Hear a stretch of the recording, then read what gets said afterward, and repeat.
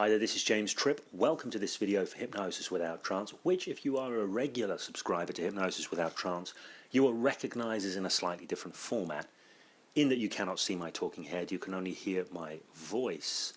And I'm going to be sharing some things that will go along with this, some slides, if you like, or photographs. So this video is called Hypnosis, Reshaping Realities for Better Living. And I'm making this video off the back of last weekend's workshop in Edinburgh on the precision elicitation of hypnotic phenomena, Hypnosis Without Trance 2.0. What we were doing, there were 19 of us in the room revisiting the kind of old street hypnosis stuff that I used to do, but revisiting it again. And what I wanted to do was bring what I know now, that stuff that I used to do back then, through the sort of upgraded expertise that I have now. And I also wanted to give people the opportunity in the room to explore and find their own way of creating and shaping these things. Now, what this inevitably meant was revisiting the concept of hypnosis without trance. And I've talked about this many other places, so I don't want to get deep into this now. But there's something I want to say about trance before we move into the deeper content of this video. Which will be about shaping people's experience of themselves and their lives so they get different results in their lives. The whole point with hypnosis without trance is to step away from that idea, that model of a special state called trance that is a signature state of hypnosis that you need to put somebody into in order for them to become responsive to suggestions. Now, I'm not going to get into a debate around this or retell the story of how I came to find that this wasn't really a very representative model of what's really going on. But I'm going to say that I'm not averse to the use of the word trance or the concept of trance when it's nuanced and used a little bit differently. And let me say what I mean by that. It has been demonstrated through research using various brain scanners, fMRIs, this kind of thing, that different hypnotic phenomena have different signature patterns in the brain. You take somebody through every single suggestion pattern that works with a good hypnotic subject who's really responding, you will see a different signature pattern in the brain.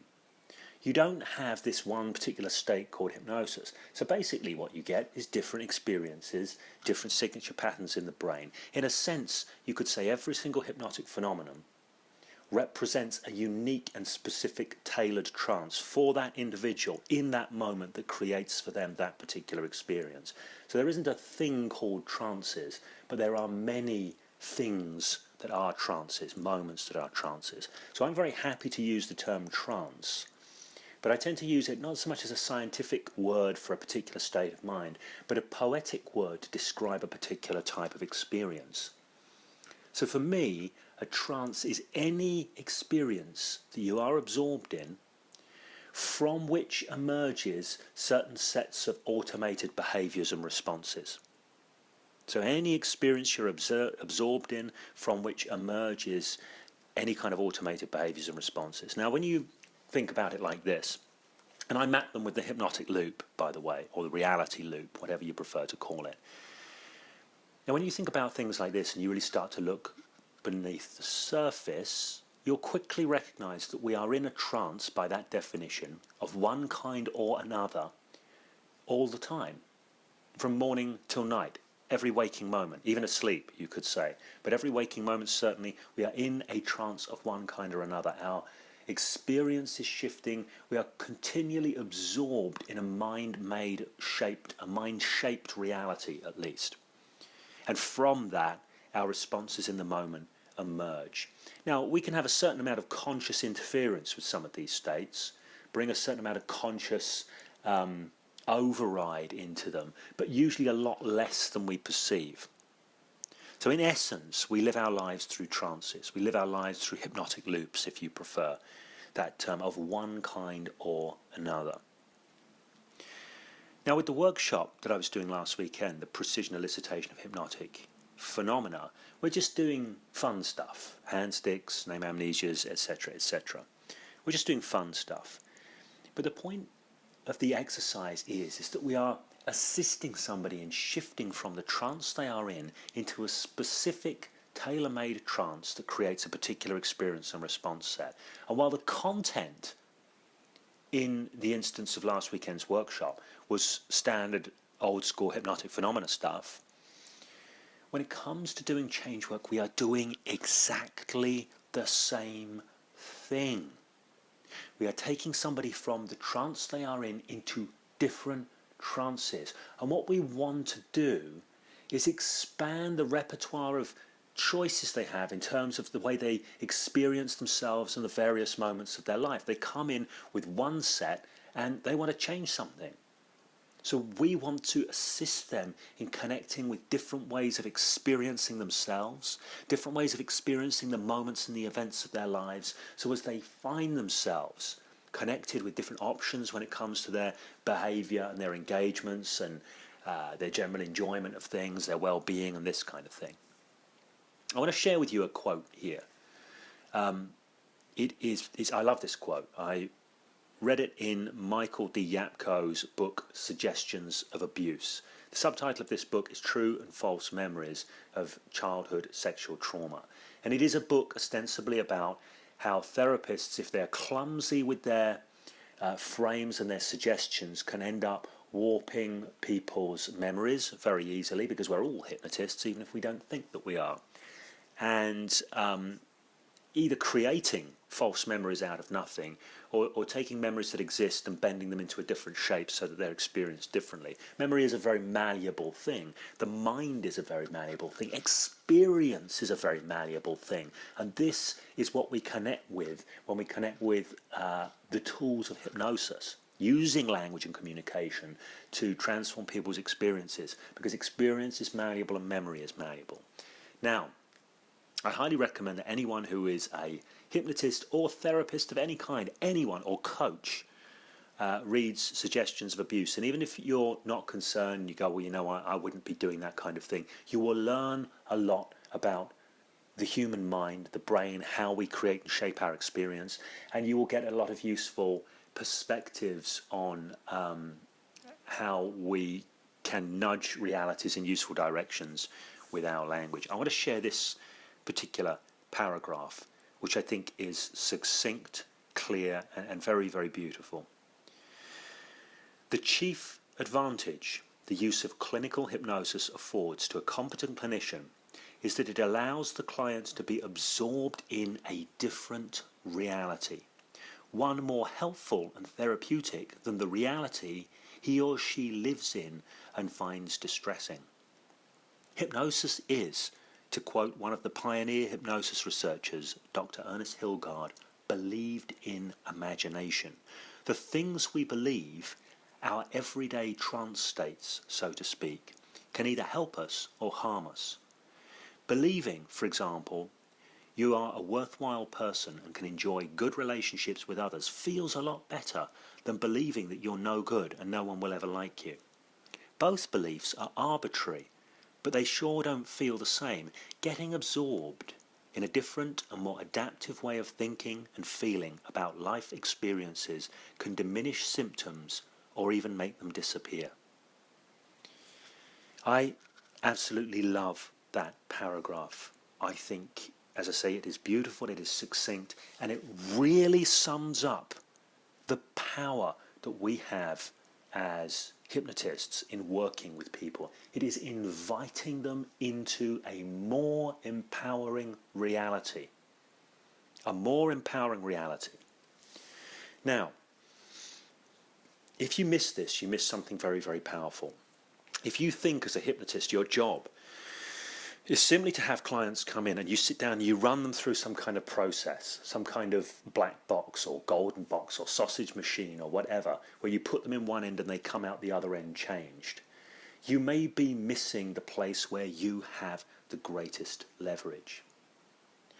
What I would suggest is, instead of thinking in terms of the processes that you want to take your clients through, think instead in terms of the trances, or the realities if you prefer, you would like to help them create and become absorbed in. Because as a precision hypnotist, you can assist somebody in crafting a powerful experience of their hand stuck.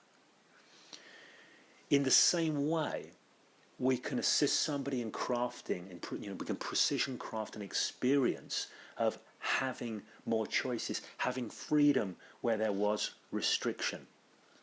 And it is all in how we think about the trances that we want to help somebody shape and create. Now,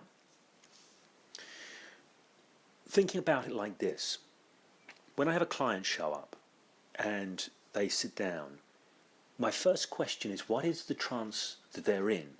And what is the trance that I want to invite them into? Now, I talked a lot in the original Hypnosis Mastery Program about the concept of buy-in for the process, buy-in for you as the hypnotist. But there is something more that I want to invite the client to buy into.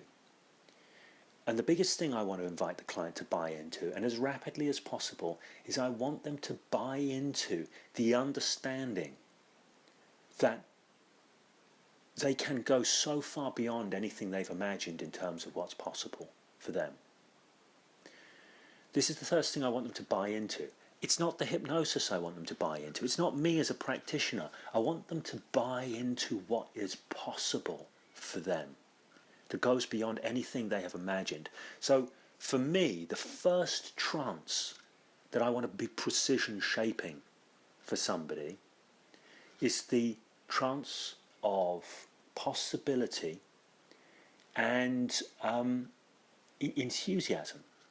Because a lot of the time people come in and they're ground down. They're not excited necessarily about making a change. They're run down by the fact they feel they cannot make a change. They've been hitting walls all over the place, hitting brick walls. They've been trying to change their problem and it hasn't changed. It feels entrenched. Maybe they come in and you are their last hope. That's not a great position. What I want to do is I want to introduce somebody into a place where they can start seeing there's so much to them and so much to the world and what's possible that goes beyond where they have been. And I want to use language and I want to use communication and I want to use experiences to shape that up. I want them to get in touch with the idea that they are a profound intelligence that goes way beyond anything that they have ever thought of themselves as being. They have capacities, they have skills, they have all of this kind of thing. So I want to invite them into this initial trance of possibility and wonder. You see, because if all I do is successfully shift them into this trance, instantly a whole world opens up to them. So aside from the details, new things, new possibilities, new hope. So I remember many years ago doing some street hypnosis, and I just did a few fun bits for somebody who had been experiencing depression. And I always used to do a lot of empowerment stuff around the street hypnosis stuff that I did. I've never been a fan of doing street hypnosis, which is about just making people jump through various hoops hypnotically to entertain myself or people watching. I always like to leave people with a gift, with a sense that they've connected to something within themselves, which means something, which is meaningful. And I remember doing it was just a card stick piece with a lady, and she was she had been very depressed, and she contacted me afterwards because the card I did the card stick with was my business card, and she said, I just want to thank you for that experience because it's given me hope. She said, it's given me hope. So even in that small context, doing that piece of street hypnosis, there was the invitation into a different reality, one that contains more possibility and one that contains more options. So that's the first place to go, and I strongly recommend starting to think, if you do change with people, what are the sort of overarching trances that you are looking to do your work within? Aside from the specific trances you may want to be assisting the client with that are coming much more from their end of things, what is the overall trance tunnel you are inviting your client into, and in what way is it going to serve them and create possibility for them? Because it's the first place to come from, I would suggest, as a hypnotist or hypnotherapist, is that opening trance. What is it that you want for them to buy into in terms of what's possible for them? Okay, I hope this has been a useful piece of information or perspective for you. If you have any questions regarding this, please do make use of the nearest comment section wherever you're looking at this. Next weekend I'm in Berlin. I'll put a link around that. You can still get on that. The other thing I'm going to mention here is Clean Language for Hypnotists, which was a live training I ran with Judy Reese not so long back. We are now doing an online version of Clean Language for Hypnotists, so I'm going to provide some information where you can find out about that too. Places are already going on that as well. Okay, so if you've got any questions or anything that you'd like me to elucidate further on with regards to the material in this video, please do make use of the comment section. Also, if you're on YouTube, like and subscribe if you have not already liked and subscribed. Okay, take care.